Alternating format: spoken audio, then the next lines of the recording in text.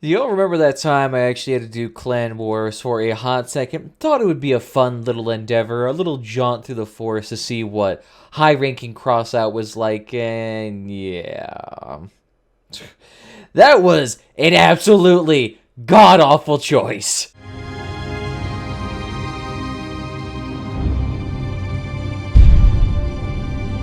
Not to say that competitive and Crossout can't really be a thing. I'm just saying that the way it's currently iterated, especially with regards to Clan Wars, is absolutely god-awful. Because you have to consider one major thing.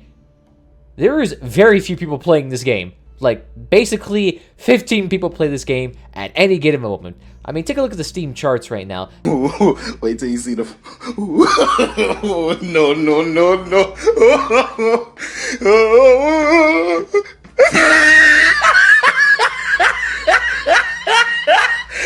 This game has been bleeding players for like, what, the last 8 or so months, only recently stemmed by the release of the Witches update, which didn't really do anything other than add decorations, and that added like 3 people to this game, as opposed to losing like another 200.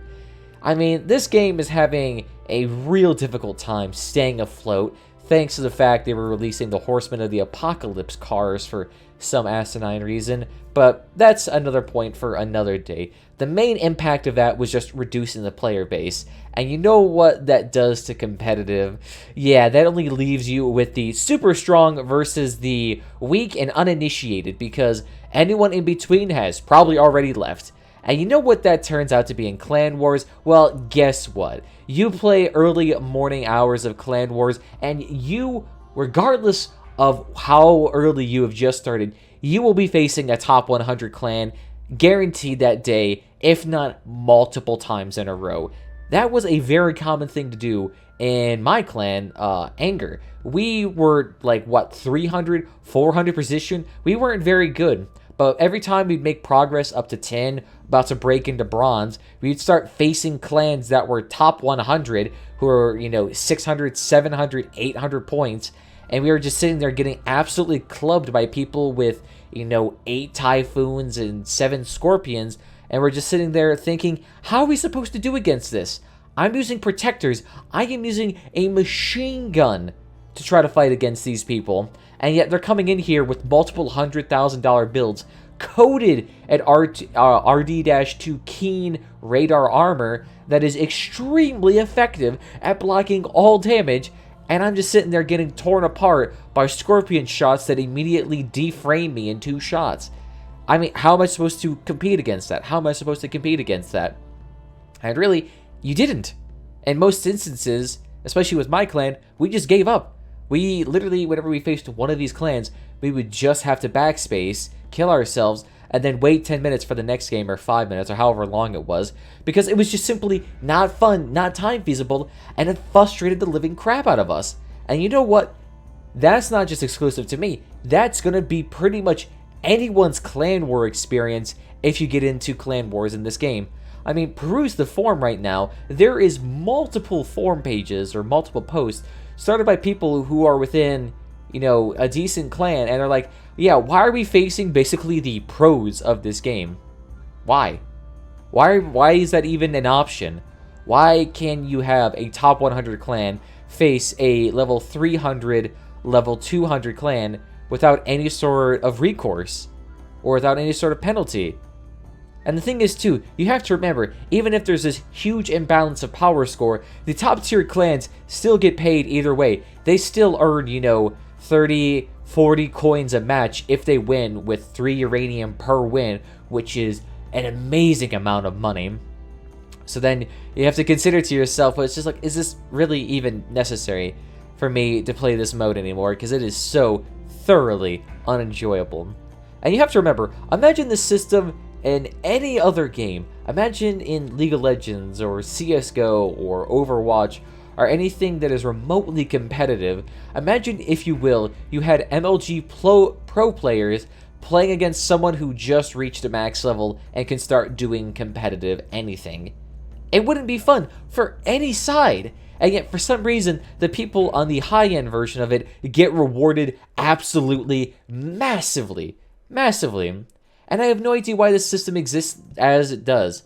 My guess is the only reason why we have high-ranking players playing against low-ranking players is because otherwise it would basically be 5 high-tier clans playing against each other, smacking each other around for a little bit of uranium, which at that point they could probably just coordinate themselves and do on-off win losses just so they could have good uranium. But that's a conspiracy theory for effing sure. But there's just also the fact that, of course, we are losing players left and right. Like I said, it has been several or more months that we have been bleeding players from Crossout. So the only way they could really combat that is just by basically making it so there is no segregation of the player bases when there desperately needs to be one. And they really need to honestly fix that, because otherwise, competitive Crossout really should just not exist. I mean, the only reason why it even really exists as a way to farm for relics, but when that's pretty much just leveled off to basically the higher tier of players, it's not really, it's not really even a point in contention for most players in the game, not really at all. So, what would be the solutions, I guess, to fix the matchmaking within Crossout? Well, I mean, there's a couple of options. Of course, you could go with the classic segregate the player bases, where the high tier players will play with the high tier, the medium tier will play with the medium tier, and the low tier will play with the low tier until they can prove themselves to get above the other rankings. And you know what? That actually sounds like an amazingly good system, because guess what? You won't run into situations in which you will get seal clubbed. But then there's also a slight little issue that I haven't really mentioned, and that is smurfing. And you don't know what smurfing is? Well, smurfing is essentially when a high tier player switches to a different account and plays at a, with lower tier people, just so they can get some easy wins to have a little bit more fun and mess around with something. In this game, you don't really need to do that, because if you want to smurf, all you do is leave your high tier clan, go down to a lower tier clan, smack around there, purposefully lose to de-level that clan again, smack it around a bit. You can use that to farm uranium, and you can use it to have a little bit more fun than playing at the competitive high tier. And then when the season's about to end, you flip up to your high tier clan again, play a few rounds, get your weekly bonus uranium of 50, 30, or 10, or whatever you have. And then look at that. You can just effectively smurf with absolutely no recourse, because it appears that there is no individual balancing for clan wars. There is no individual performance score given to players. So you can have, essentially, at copper tier, you can have a 15k floating hover ship with dual scorpions and 1700 radars versus somebody who is using vectors. Like, that will happen. That can happen consistently, because the other side de-leveled themselves so severely. So severely. And not to mention that there's also just the balancing with balancing in Crossout in general that needs to be addressed.